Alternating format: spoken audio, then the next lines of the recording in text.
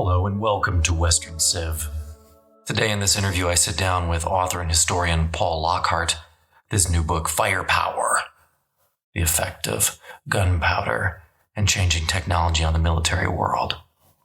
Before we hop into the interview, I just want you to know it's an absolutely phenomenal and large book. It covers everything from really the 100 Years' War up until modern day. So that's a lot of changes in military technology. That's all to say that I only got about an hour to talk to him, so I'm not going to be able to cover everything. I'm going to hit what I consider to be some of the really fun parts of the book and some of the most interesting parts. But just so you know, as you're thinking about purchasing it, there's a lot more to this book than we're going to be able to get into right here. I will do some short vignettes for my Patreon listeners. Those will start coming out probably in the next month or so. So if you want to listen to smaller sections of it, I think that'd be the way to do it. But otherwise, the whole book is amazing. One of the best things about the book is how you can set it down and then just pick up the next chapter a couple weeks later even, and you don't miss anything. You don't need anything else. You don't need anything extra. It picks it right back up. It goes both topical and chronological. So it's a really smart way to design the book. All that being said, it was a fun interview and I hope that you enjoy it. Great. So here with Paul Lockhart and talking about Firepower, which is one of the best books that I've read so far this year. Wanted to ask you initially, what was the inspiration for the book and why did you organize it in the way that you did? Because it's both topical and chronological in a sense, which I found very logical. But if you could speak to that, that'd be great. Sure. Well, first of all, the inspiration. I've been working in military history the better part of my career, and fascination the better part of my life. But the history of firearms in particular has intrigued me, and that came oddly because I don't come from a gun family. My paternal grandmother, who worked both at Springfield Armory and at Remington in the first part of the 20th century, and I learned when I was 10, at least verbally, how you strip a Mosin Nagant rifle from my grandmother of all people. But as I've worked in military history, I've noticed that although gear is a big part, obviously, of any discussion of military history, how many misconceptions there are basically about how weapons operate and what effect they have on military operations, and how often we become hyperbolic about the impact of certain weapons, a machine gun being a great example of how often we can easily exaggerate, the lethality of certain weapons. And so the interaction of firearms, and not just tactics, but strategy and logistics, and all the non-military factors that go into firearms technology. Those are the things that really made me want to do this. I've taught at something like this for probably about 20 years or so, but it finally struck me it wouldn't be a bad idea to have it in print. The organization is something that gave me nightmares initially. I wasn't exactly sure how to approach it, but it struck me that it really requires some kind of periodization rather than just, it wouldn't make sense to do one weapon group for an entirety and then move on to another. But they had to be seen as part of a whole, but there certainly were periods that had common characteristics, and so, for example, to me, the most natural breaking point was 1870 to the end of World War I, where we see probably the most intensive development in the history of firearms, and that the Industrial Revolution early on needed its own treatment. So it was mostly a recognition, I think, that this had to be dealt with in certain chronological chunks, where there were parallel developments in most areas of firearms technology. If that makes any sense. Yeah, no, I think to me it makes a lot of sense because it has to be chunked in some way that the groupings make sense, but it also wouldn't make sense to be talking about naval power and land power in the same context in every instance because they follow in some ways very disparate tracks. And so I thought that having it broken out in that way made a lot of sense and made it easier to digest. Actually, one of my favorite things about the book is that and I was traveling when I was reading it, is that you can set it down for a couple of days if you finished a chapter, and then you can pick up the next chapter and you're perfectly fine. Because that's good to know. well, yeah, because while it does build on itself, each chapter really does stand on its own so successfully that if you don't remember everything from the previous chapter, that's totally okay. And you can move forward almost in like a lecture series, I guess, if I think about it that way. But I wanted to talk about this distinction between the primacy of firepower that you talk about in the very beginning of the book, as opposed to field tactics or supply, as sort of the driving force behind the development of warfare between the Renaissance period and then World War II. I wondered if you could maybe expound on that for a second for the listeners so they could understand it. Sure thing. And one of the reasons, one of the things that interested me in particular about pursuing firearms technology during this period is what you indicate there is the primacy of firepower. And what I mean by that simply is that firepower is, of all the individual concerns that come into play in military operations and military planning and military establishments in grand strategy in almost any level of military activity, that that firepower and essentially the ability to muster as much power generated by missile weapons as possible, it seems to be the overriding concern, and that all other tactics. The development of tactics for infantry, for cavalry, for artillery, and naval tactics for that matter, are almost entirely predicated from the beginning of the 16th century. The origins are a little bit nebulous there, but late 15th, early 16th centuries through World War II are predicated on directing as much firepower on the enemy as possible. They all basically come down to that.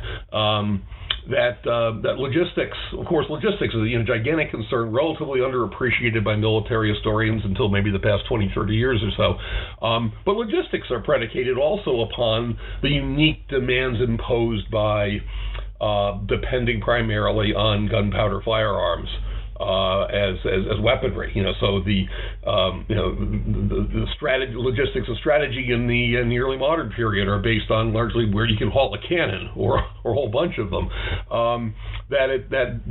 Logistics are like strategy, like tactics, are essentially determined in one way or another by the presence of firearms.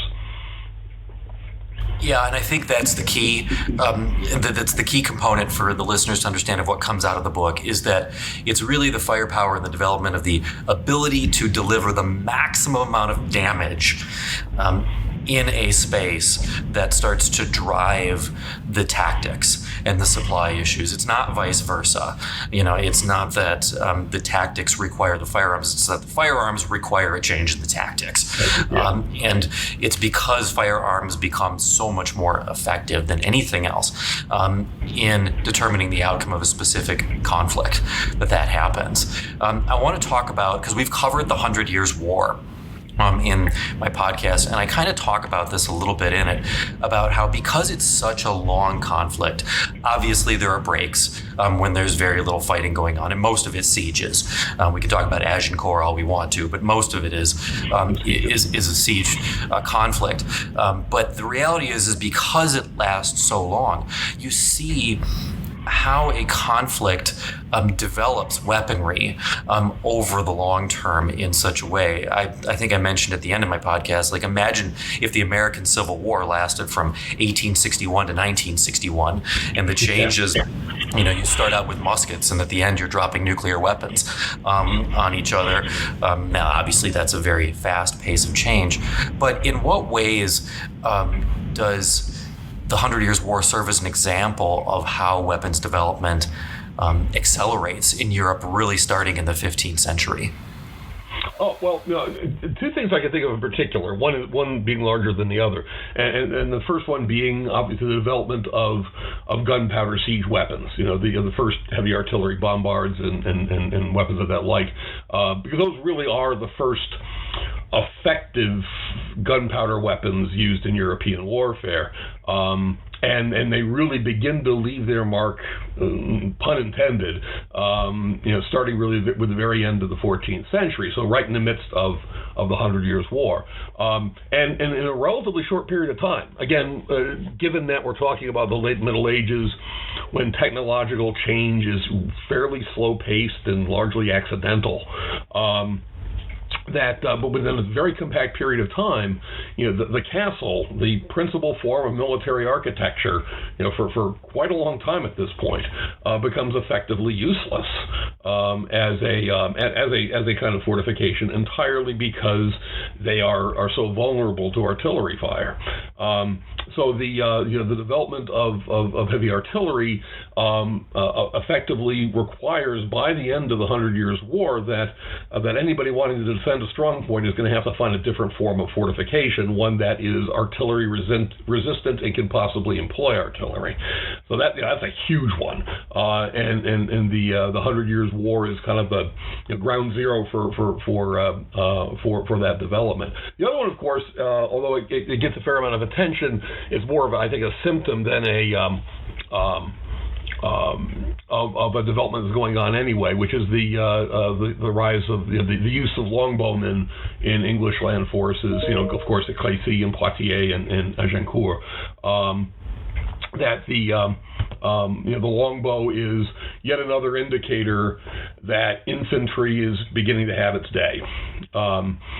Also, although it's not obviously an issue relating to gunpowder weapons, the longbow demonstrates the possibilities for long-range missile fire, and what that can accomplish even against as an elite a force as the French were able to muster at Crécy and at Agincourt. Yeah, and let's touch on that a little bit more. In what ways does, and I like the interesting thing about the longbowmen too is the use of massed fire. The fact that they can, a good longbowman could loose 6 to 8, potentially up to 10, arrows a minute, which would make it impossible for knights. And so in what ways do pikemen and longbowmen sort of finally dethrone the knight in the 100 Years' War, and then how, I think it's fascinating, by the end of the 100 Years' War, they're dethroned by firepower, by some of those later conflicts that you see the French start to gain the upper hand on. Oh, right. Well, the longbowmen, just like the pike, especially the Swiss being the pioneers of the pike being used in mass formations, both demonstrate that infantry, when well disciplined and organized, can overcome, at least defend themselves against mounted armored knights. And interestingly, an economy of scale, because a small number of longbowmen would not be terribly effective, nor would a small number of pikemen. An individual pikeman, as I tell my students often, is a liability. But thousands of them together, that's a force to be reckoned with, no matter what you're assailing them with. And of course, that in itself is a significant transformation. Now, the longbow, I would argue, because the longbow has its advocates going into the English Civil War even and beyond, because of its superior ballistic properties. There's a lot of ways in which a longbow is superior to a musket. The big disadvantage of the longbow is, first of all, the damage that it does to your body, and as we've been able to see from archaeological evidence. But also the amount of training involved. It takes a lifetime to make a longbowman, and it takes a matter of a couple of hours to make somebody a musketeer. But the longbow isn't so much dethroned as it just never gets beyond England, and the gunpowder small arms are able to have significant advantages tactically over a longbow. The ease of training. At short distances, they're far more terrifying, I think. Now, with pike, it's not so much of a dethronement as it is a transition together, because clearly in the Italian wars in the 16th century through the 30 Years' War, infantry tactics are based entirely on cooperation between musket and pike, or arquebus and pike, because they're very complementary. A musketeer can't defend himself close up. Musket units don't really have an offensive potential. They can pretty much just deliver fire. Where pike can both deliver the musketeers when they're most vulnerable, like when they're reloading, and can provide an offensive push. So the longbow kind of disappears because it is, and as Hans Delbrück put it, more of an episode in the history of tactics and weapons. The pike still maintains its usefulness really up until the moment that the bayonet becomes available, and then of course they have an entirely different cast put on infantry tactics after that. Yeah, and I mean, you make such a valid point when it comes to the longbow. I had the opportunity several years ago just to try to draw the bow. It requires a tremendous amount of strength. It's not an easy thing to do by any stretch of the imagination. But I am curious, how is it... And I don't know if you can even answer this question. How is it that the arquebus and those early small arms, how is it that they stay on that battlefield early on? Because they strike me as so ineffective and inefficient early on. And maybe that's just my misunderstanding. But it seems to me that if I were a general, I would be inclined to say, this thing doesn't work. It blows up half the time. I'm going to use a crossbow. How does it manage to stay there? Because actually they are pretty effective, and I can say this first of all from the point of view of what we know in the written record of them being used in action, especially early in the Italian wars. Now, granted, the so-called handguns of the 15th century are a different matter altogether. It's really the addition of a stock that allows an arquebus or a musket to be held either against the chest or against the shoulder, and of an ignition mechanism, in this case the so-called matchlock, that firing it doesn't become a ridiculous chore. The other thing, of course, another thing is that, again, the relative ease of use. I know there's a number of authors, some of the military historians who will indicate that loading and firing a matchlock musket or an arquebus is a really complicated thing. To me, clearing a jam from an auto-loading rifle, or trying to figure out how the gas flow is keeping it from cycling correctly, that's complicated. Loading a matchlock is not complicated. There's a lot of motions, but it's pure common sense. I've fired matchlocks for years, so I'm accustomed to them. But the fact of the matter is, they discharge more often than they don't. They generally don't blow up. Cannon do. Muskets not so much. The chamber pressures just aren't great enough. And while it's very difficult to aim a matchlock, they're not difficult to point, much like a shotgun. And it doesn't matter if it doesn't hit, if you can't hit an individual target at 100 yards, and they are effective at 100 yards. You're not aiming at an enemy, you're aiming at the enemy. And the enemy generally is closely packed and quite broad. So it is literally hitting the broadside of a barn, and or figuratively speaking, hitting the broadside of a barn. It doesn't require a great deal of accuracy. The penetration of the early matchlock, of the early muskets, is pretty impressive. So, if you're able to lay down a sheet of fire about every minute, because that's how long it takes roughly to load a matchlock for a disciplined soldier, and inflict that kind of damage on an enemy at 100 to 125 yards, that's a pretty impressive weapon. And just the example that the one I start the book with, of Bicocca in 1522, the fact that we have arquebusiers firing from behind improvised field works, and the descriptions of what happens to the Swiss attackers, that ranks are literally melting into the ground. They're just disappearing in this cloud of smoke. It's hard not to be impressed by what you can accomplish, again, with muskets or arquebuses used en masse. Again, just like with a pike, it's by itself is not that formidable a weapon, but you put together a few hundred of them, and this is genuine power. Yeah, and I was struck by the chapter when you talk about volley fire and firing and moss, that I think I was even taught. I know I was taught in high school that even up through the Civil War, certainly in the American Revolution, well, you used volley fire because that made the weapons more accurate. Well, that's of course absurd. Yes. A gun doesn't get more accurate because you shoot 100 of them at the same time. No, there's no kind of magnetic qualities to the projectiles; they stay online with each other. No, it's two things in particular, because again, it doesn't make the musket more accurate, and the musket's accurate enough for what it's used for.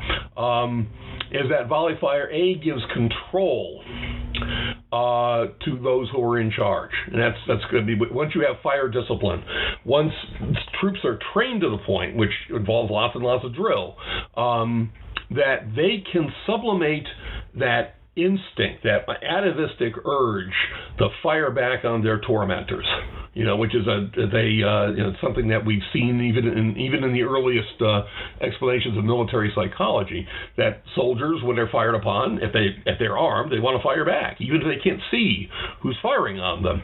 So getting rid of that instinct, getting soldiers not to fire until they're told to fire, and then having officers who are able to judge just the right moment. At what point can we get our last volley in towards against an advancing enemy? Then musketeers become a tool in the hands of hopefully an experienced and judicious officer. So volley fire in that sense is critically important again because it's control, and a kind of control that can be very critical in battle. The other thing, of course, is the psychological aspect, and this has been pointed out again and again in memoirs of soldiers. It's one thing to see a man drop next to you, and then another man drop, and another man drop, kind of sporadically from desultory gunfire. It's another thing to see an entire rank drop. The psychological and moral impact of volley fire, we know is historically speaking, is simply devastating, and it takes truly veteran troops to see that without wanting to break for the rear. So volley fire, again, it's not just like a lot of things with especially the tactics of the 17th and 18th centuries that we like to write off as kind of ridiculous. Has very good reasons behind it. Yeah, and I mean, you make good points of that in the book as well. There's some places in the world that I wonder how you could standing in the front line, and some of those battles in the 17th century would take a lot of guts. I always go back to being in the front line of a Greek phalanx when it's charging forward. I mean, I don't know how you do that, but people do it. But let's talk. We've kind of danced around the training a little bit, but there's a point in the book when you talk about the Dutch Revolt of the 1560s and how that really starts to bring back what we kind of think of maybe as old school Roman military training ideals to establish today what we actually think of as the modern soldier. I wonder if you could talk about that for a second. Sure, and the Dutch Revolt, of course, is something well known to specialists in early modern Europe, but not to a lot of other folks. But it's a critical moment, and partly because this is towards the tail end of the Northern Renaissance, and of course the Renaissance is all about rediscovering the classical Greco-Roman past and re-examining the literary culture of classical antiquity. In this case, the son of William the Silent, the first leader of the Dutch Revolt, Maurice of Nassau, Dutch political and military leader at the end of the 16th, beginning of the 17th century, till his death in 1625. Maurice of Nassau was very much a Renaissance humanist, a study of the famous humanist and legal scholar Justus Lipsius at Leiden, and had paid attention primarily to Roman authors like Vegetius and Aelian, who had disclosed Roman methods of training that involved what today we would call drill. Constant repetition of individual motions that make up more complex movements that enable, for example, a unit to be able to march in unison at the same pace in a cadenced step, always stepping off with the same foot, to change formations relatively quickly, to use their weapons at the same time, especially when they're packed close together, and motions that are out of a sequence or not synchronized are going to wind up turning into a big mess. So Maurice of Nassau saw how this would have, a great utility in the pike and musket tactics of his day, which were, already this is the norm for infantry tactics.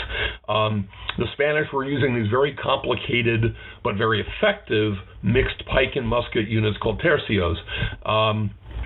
And because they are large, in the thousands, they take hours to put together.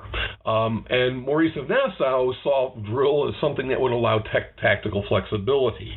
So you could change formation in a matter of moments instead of in a matter of hours, for example, and use it, among other things, to be able to thin out the lines of his musketeers. This is where we begin to see linear warfare with infantry forming up in lines instead of in big blocks, to maximize the number of muskets he had firing at once. But the drill is critical to that, but of course it's critical to the development of warfare in the West from that point on. Not only because it allows that kind of tactical flexibility, where Maurice of Nassau, or for example Gustavus Adolphus in Sweden, could have his army facing in one direction and meet a flank attack by refusing the flank in a matter of seconds, and still be able to meet the enemy attack.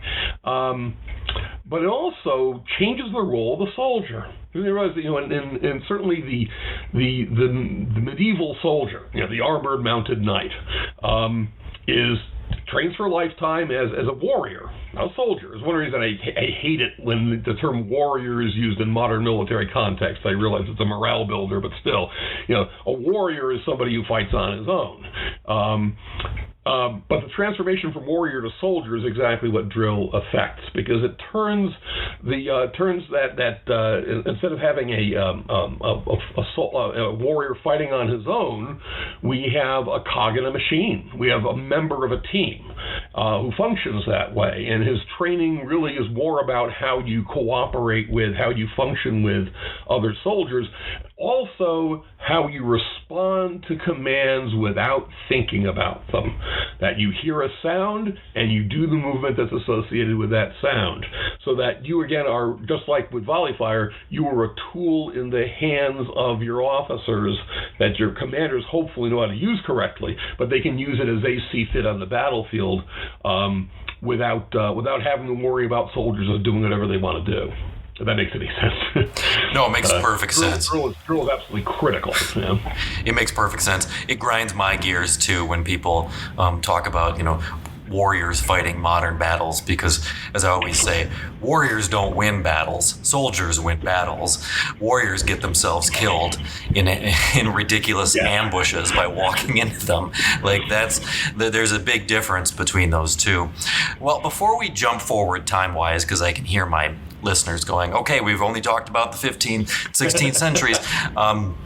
Let's talk about naval for just a second. Let's talk about naval power, because I'm always struck when I read sources about how little naval warfare changes really from the battles fought at, the battle that, Edward III fights at Sluis is very similar to battles that are fought in the Second Punic War, in terms of their overall construction. Nothing changes for thousands of years, but really firepower finally starts to change things. And I was hoping you could explain for a second how the evolution of the Navy in the 15th and 16th, especially 16th century, really starts to change the playing field for European naval powers. Right. Well, you're right. Exactly.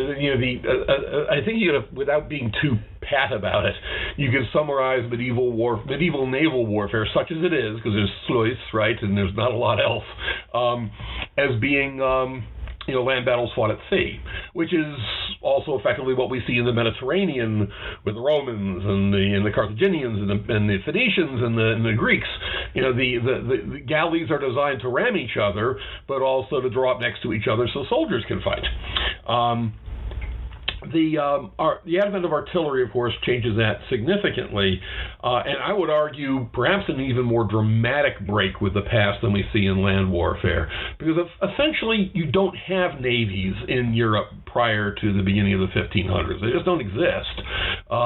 You can put together some merchant vessels when you need to transport troops across the Channel, for example, but by and large you don't have navies. And then 100 years later, navies are practically the largest line item in royal budgets throughout Europe, at least for maritime Europe. And that transformation has everything to do with artillery. Now, neither galleys nor their slightly more robust offspring, the galleass, are really capable of carrying large numbers of cannon. They're too shallow of draft. They're too lightly built. They're not designed for that kind of thing.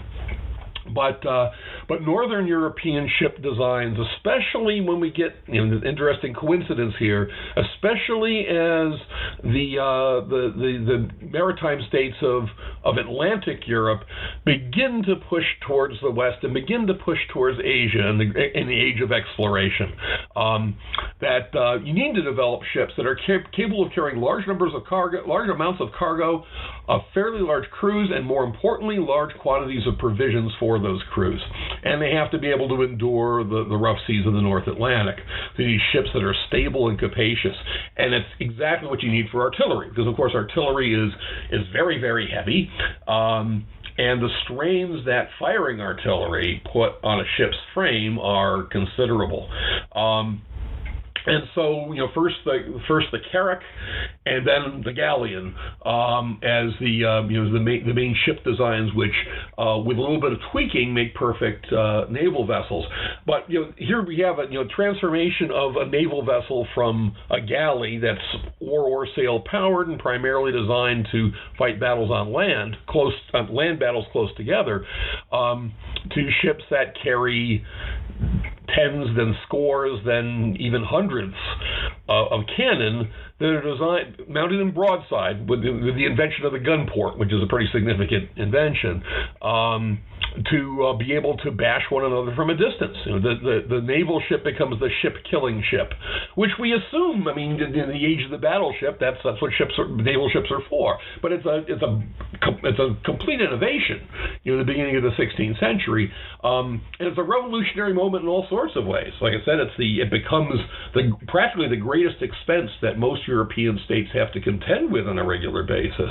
It really leads to Europe's first long smoldering arms race, because if your neighbors and enemies are building up significant fleets of cannon-bearing ships, you'd better do the same thing, and hopefully more of them and bigger. And the fact that ships don't last for forever; they have to be constantly rebuilt and replaced. The navies become kind of the first incidents of centralized bureaucratic military institutions, and an important part of European state development even at that point. So we have a gigantic development.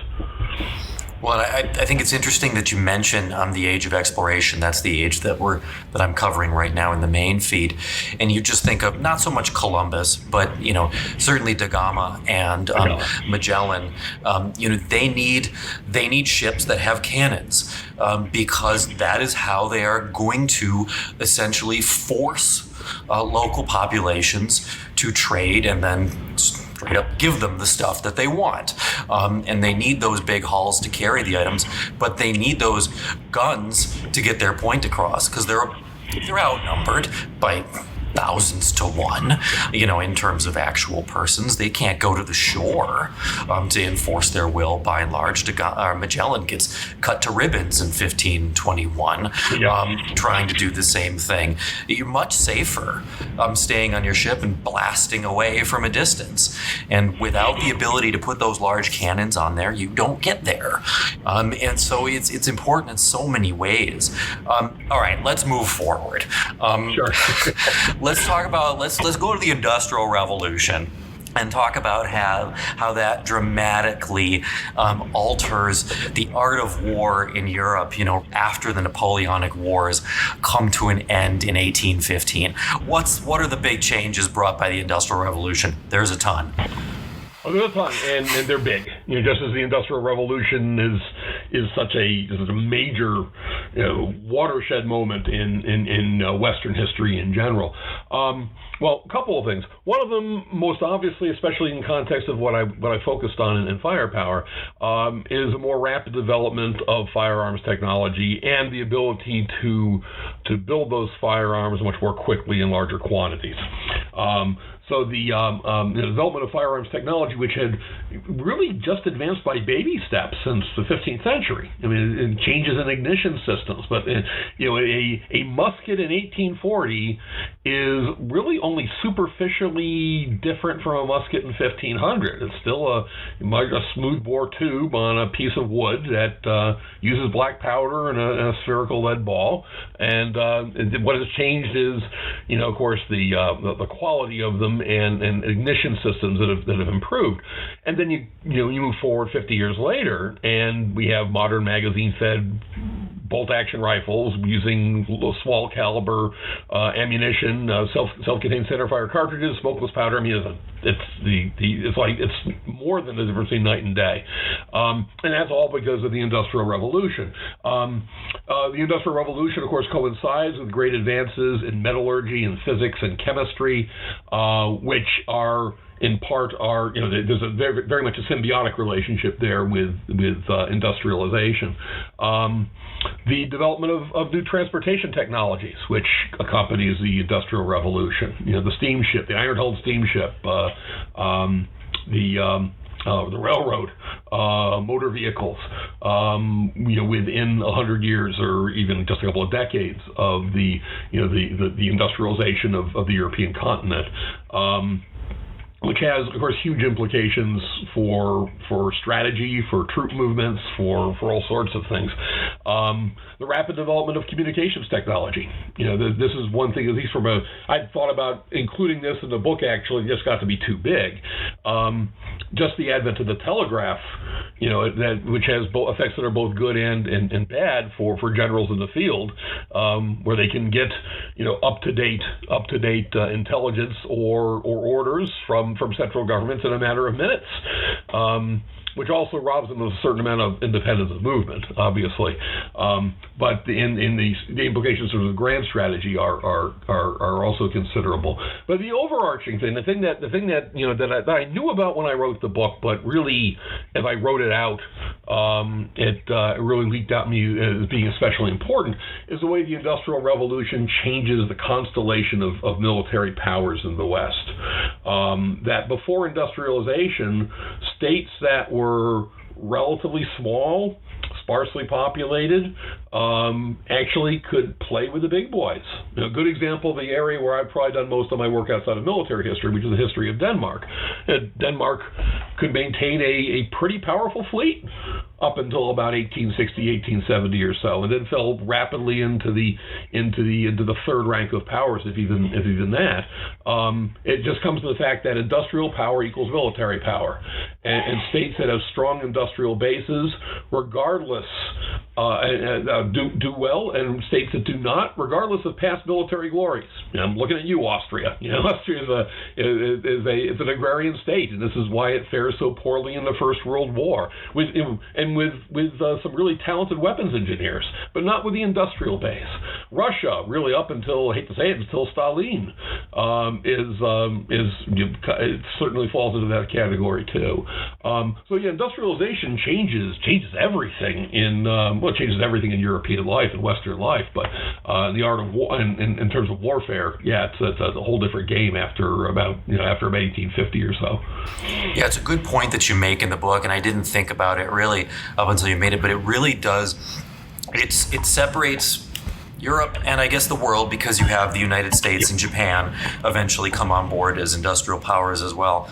It really separates the world into the haves and the have-nots. Either you are an industrialized nation state, England, France, Germany, once it unites. the United States, so on and so forth, or you are not, in which case you cannot compete. Spain is an old world power, is not industrial, it cannot compete anymore.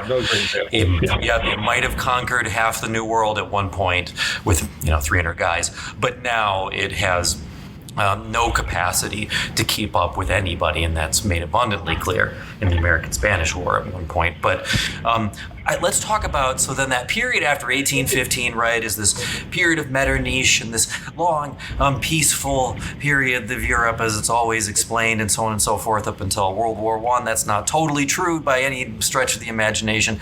But even though maybe the great powers weren't fighting each other, they certainly weren't slacking on the military budgets, because the 19th century gives way to one of the most protracted arms races in the history of the world. When does that start in Europe, and how does that change the way European governments function in the 19th century? That's a really good question, and that's the starting of the arms race.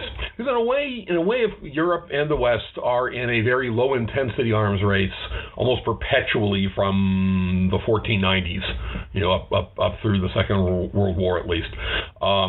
With obviously moments where it peaks, and sometimes peaks more in naval terms, and sometimes more in land forces. But the really big, almost ridiculous arms race. You see signs of it already after the fall of Napoleon. You see signs of it already, at the time of the Crimean War and the Franco-Austrian War. But really after the Franco-Prussian War, after 1870, 1871, is when it becomes scary. And not just scary in terms of international politics, scary in domestic politics in terms of what we call militarism. Another term I think that we oftentimes misuse. And here I mean by militarism when the state puts the military above all other priorities, and everything basically goes to serve the needs of the military. Even if there are democratic institutions, Imperial Germany, good example. That militarism both fuels and is fueled by the competition over armaments, and it's really after 1871 that competition over armaments is seen increasingly as an existential issue. Not just a matter of national pride, but our infantry rifle doesn't compare to their infantry rifle. Will be destroyed if we don't fix this immediately. And of course, it's because the pace of technological change is so rapid in the late 19th century. This means that we have European powers and the United States to a lesser extent continually upgrading their weapons systems at massive cost. It's difficult, I think, to calculate exactly what the social cost of this is. But it's a day and time where socialism is beginning to play a role in Western politics. European states are playing more of a role in certain social welfare programs, like unemployment insurance, for example. But at the same time, putting vast amounts of resources into continually updating very expensive weapon systems. And of course, I think in international politics, and the First World War bears this out to a certain extent. Arms races tend to become self-fulfilling prophecies. They don't make nations calm down very much. Just the opposite. No, they don't. And I was really struck in the book by, and I want to talk about the First World War next, did the First World War, as destructive as it was, kind of act as almost like a pressure release valve for a moment? Because if you start to imagine the pace of change continuing, the pace of technological change, if European powers could have gotten their hands on some of the weapons that were developed in the 1940s and gone all out in that existential threat crazy way, would civilization of itself just been destroyed? I mean, I sometimes wonder about that question. But let's talk about the First World War for a second, because I was struck by the difference. To me, and I can't even remember if you wrote this, what I wrote for the question was, in what ways was the First World War just so different from the wars that came before it, that compared to the Napoleonic Wars, it might as well have been fought on Mars. It was that different. In what ways was it just so Your sound cut out on me. Sorry, in what ways is it so shockingly different from everything that came before it? Well, there's lots of them, and this is requires, and I apologize in advance, a nuanced answer. First of all, I want to say something briefly about the way the First World War is generally interpreted, which is that European generals and statesmen who have been brought up in kind of a Napoleonic context, all of a sudden are going to war with a whole bunch of new toys that they're just not familiar with, and the result, of course, is the whole old weapons, new tactics thing that seems to crop up about the American Civil War incorrectly, as it turns out, really in most ways. Where really almost all the technologies of the First World War are already pretty well known. Machine guns and what they can do, pretty well known. Even some pretty good inklings of what aviation can do, what modern quick-firing artillery with high explosives can do. The thing the condition that exaggerates everything, the condition that makes the First World War as if it had been fought, on a different planet, is scale. Is the vastness of it. Because although armies are large in the Napoleonic Wars, they're still, and certainly compared to the small professional armies of the 18th century, they're nothing compared to most of the armies of the First World War. And in part, that has a lot to do with industrialization and the ability of the major industrial powers, primarily France, Britain, and Germany, to be able to supply their armies with generally what they need up to a point. I mean, just about all the powers except the United States are thoroughly exhausted well before the war ends, or shortly before the war ends, at least. But the other issue, of course, is the advent or the universal practice of the universal military service obligation, which generally has been adopted by most European states, with the obvious exception of Britain, before the First World War. And by universal military service obligation, I mean the notion that all men of military age, and with very, very, very few exceptions, automatically go into training somewhere around the time between 18 and 20 years old for a couple of years, and they are full-time soldiers for a couple of years. Then they go into active reserves for a few years. Then they go into the less active reserves, and really their military obligation isn't over until they're in Germany what we call the Landwehr, or the Landsturm, rather, the Landsturm, which is the guys the guys in their late 40s and 50s. So in other words, any nation has almost its entire adult male population with military training, and just about all of those who are aged, say, 18 to mid-20s are ready to go into combat almost immediately. And that's huge. We're not talking about a field army of 50 to 100,000 men. We're talking about millions of men, and you can use all of the active reserves in the regular army to go into combat, because you can use the inactive reserves, like the Landsturm in Germany, to do things like guard prisoner of war camps and ammo dumps. So the number of the size of the armies is just, astronomically different than it was before. And the scary thing, of course, is that European industry is capable to a point of arming them, clothing them, feeding them, supplying them. And that, the new weapons are themselves, of course, have a greater lethality than the weapons of weapons of land or naval warfare in, the mid-19th century and before. There is certainly that. But I think more important is the fact that we have tens of millions of men carrying these things, and there really are mostly citizen soldiers with not a great deal of, not a lot of training. And that's the huge obstacle that officers and commanders have to deal with in the First World War, is what do we do with these gigantic armies, of half-trained men, and a lot of the slaughter in the First World War comes not so much from officers not knowing their business, as it does from the novelty of the vastness of European armies. I thought it was. Sorry. No, I thought it was good that you took the time, and I often think so too, to kind of rehabilitate the officers from the First World War. They understood. They'd seen the Crimean War. They might not have thought the American Civil War was, up to snuff in terms of what the Europeans could do, but they had seen some protracted conflicts. They were aware of the changes. But you're right. You just look at, if any of my listeners Google. I'm trying to think of the largest battle I can think of in even Gettysburg or any one of those conflicts, and then take a look at the Battle of the Somme or something like that, and just take a look at the huge differences in the number of people who are taking place.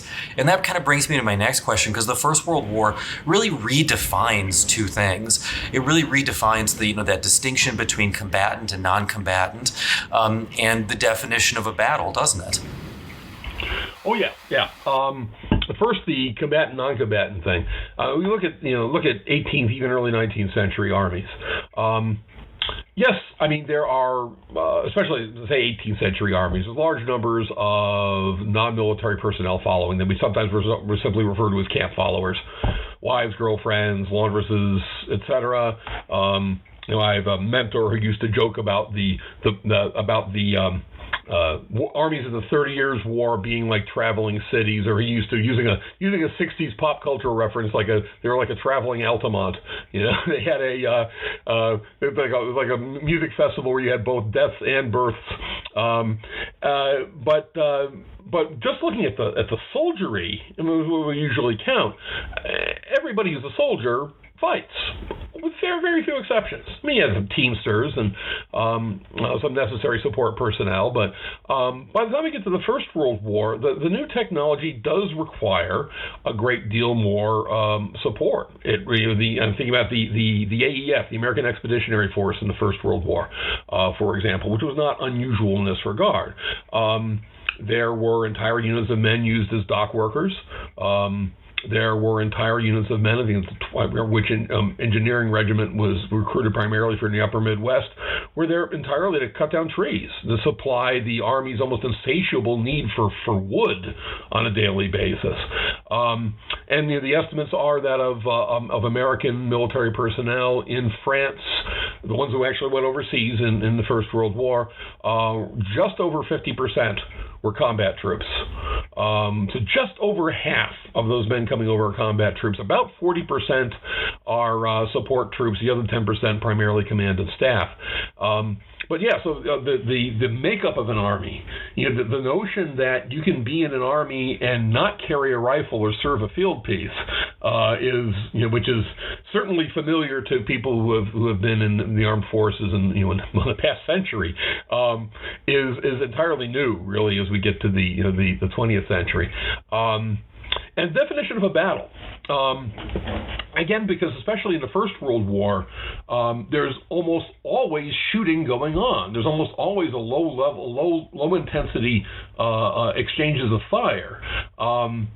It's difficult to define when a battle begins and when a battle ends, but when we do have battles, and we can call them battles because they're basically the same groups of people over the same limited area fighting over roughly the same goals, they go on for days or even weeks. So for the 19th century, Gettysburg's a long battle. It's 3 full days. Another big battle of the 19th century, one that Europeans would have oohed and awed about, is Solferino in 1859. It's a day. It's still considered a huge battle. We get to the First World War. The Somme sometimes is called about the battle and a campaign, but good example from American military history, the Meuse-Argonne offensive in the fall of 1918. Really, the very last the last major operation of American combat troops, certainly in the First World War. It lasts for weeks. And yet we consider it a battle. So it's difficult. It makes things, for example, like assessing proportional casualties difficult unless you do it on a day-by-day basis, because 20th century battles just aren't necessarily one day. Yeah, and then that just totally starts to butt up against the sort of Western classical distinction of warfare, in that two armies line up, they fight, it's over, they go home. That's it. Right. Now these things last weeks, and as you even said, could last months, depending upon when you decide to put the end in the beginning, which does make determining casualty rates extremely difficult. If I could add one other thing here, it's something I usually bring up in my classes. When we look at, I still think, and I know I bring this up in the book, that we very often woefully misinterpret the First World War. I mean, you brought up, for example, the officers, yes, they were familiar with war. Beyond the Crimean War, I'd say officers European military thinkers didn't even have to think about the American Civil War, because they had the Franco-Prussian War, they had the 7 Weeks War, they had the Russo-Turkish War, they had the Russo-Japanese War, which showed them possibilities of machine guns. They had all this huge base of knowledge. They actually knew what they were doing. Where sometimes the European military institutions have run into some criticism that I think on the surface is justified, is their seeming indifference to the suffering of enlisted men. Because certainly the experience of combat in the First World War, because it is so continuous, was enormously stressful. But I kind of give European military, Western military establishments a pass on this one, because it's so beyond anybody's experience. Even just the constant noise of what combat on the Western Front must have been like, between nearly continuous artillery fire or motors, gasoline motors, which probably a good number of soldiers had never heard before in their lives. The First World War was full of all sorts of, to the ordinary soldier, all sorts of unfamiliar horrors, and European military leaders had nothing to, no experience to draw on for dealing with that, for dealing with how often do we give soldiers rest? How often do we give them leave? So anyway, I just wanted to add that bit in about combat. No, it's a great point. That's a terrific point, in that we just, the length of, I sometimes think about, like, where's the last place in the world that I would want to be? Would it be in a trench on the First World War? Would it be in the Roman ranks at the Battle of Cannae? That would be pretty bad. Where would I not want to be? And the trench in the First World War seems to be one of those places that I don't even know if people would do it anymore. Honestly, like, I don't know that modern young men would hear the whistle and get up and go out into no man's land. I don't know that we have the ethos anymore for those sorts of conditionings, and I hope we never find out, by the way. But and then that's just an aside. Well, we're running out of time here. I know I'm running up on my time, but let's finish with a question about air power. Sure. Let's talk about how, in what ways. Let's talk about World War II. We haven't talked about World War II at all.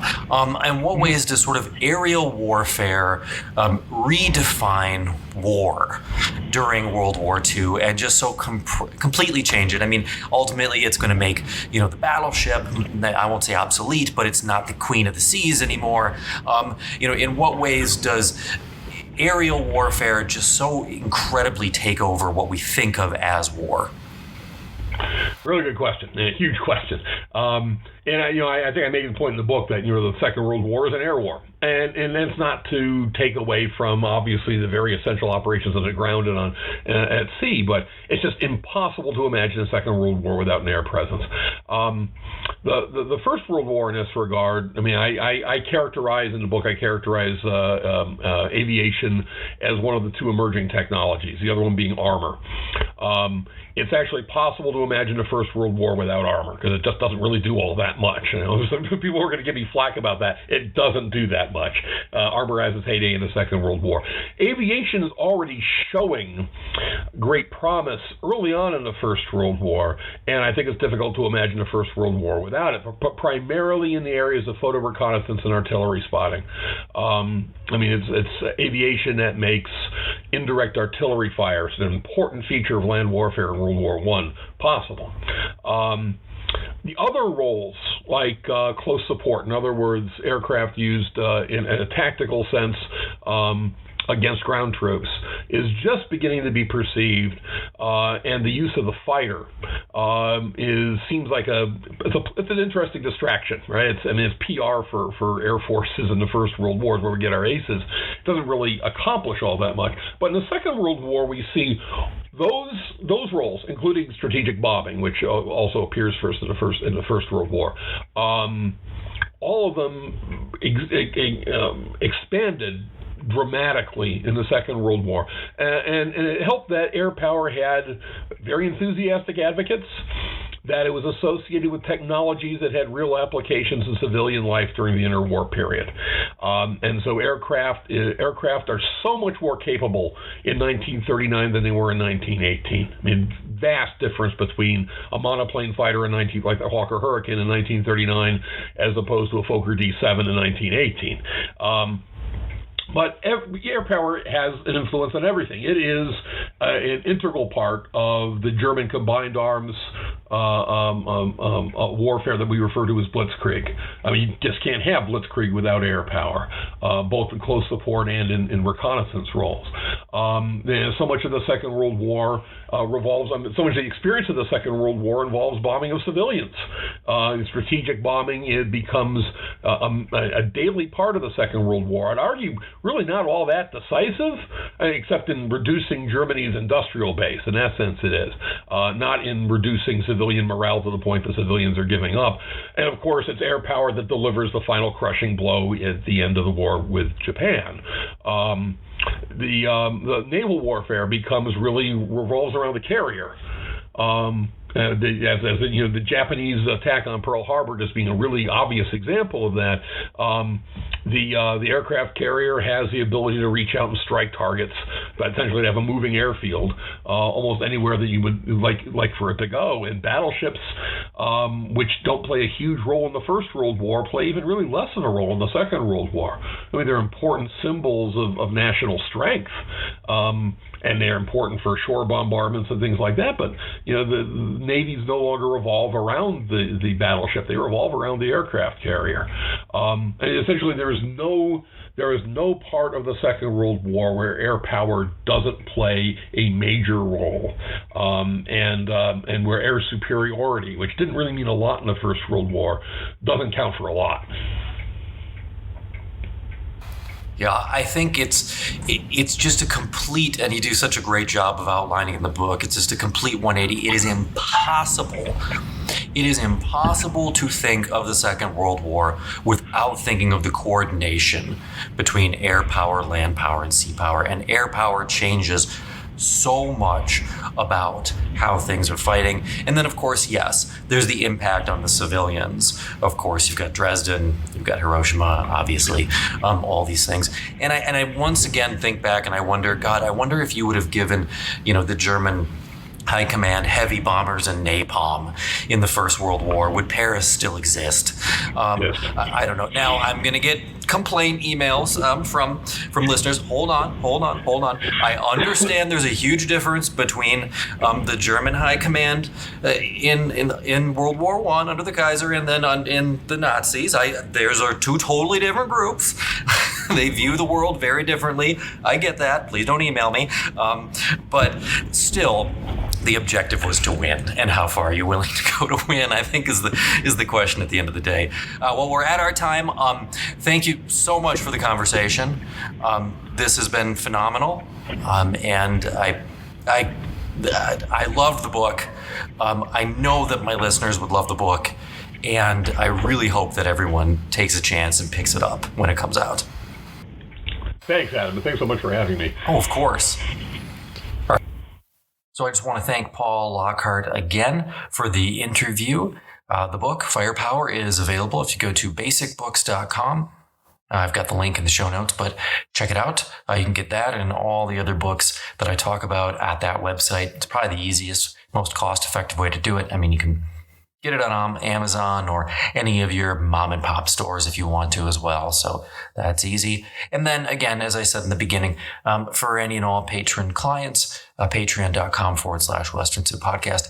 I will do some small excerpts from the book in an episodic style throughout the next coming year as extra content. So if you're interested in checking out what that's going to look like, go ahead and go to westerncivpodcast.com. There's a button that you can click there right on the website. It says become a patron, or just go to patreon.com/Western Civ Podcast. There's free content there as well.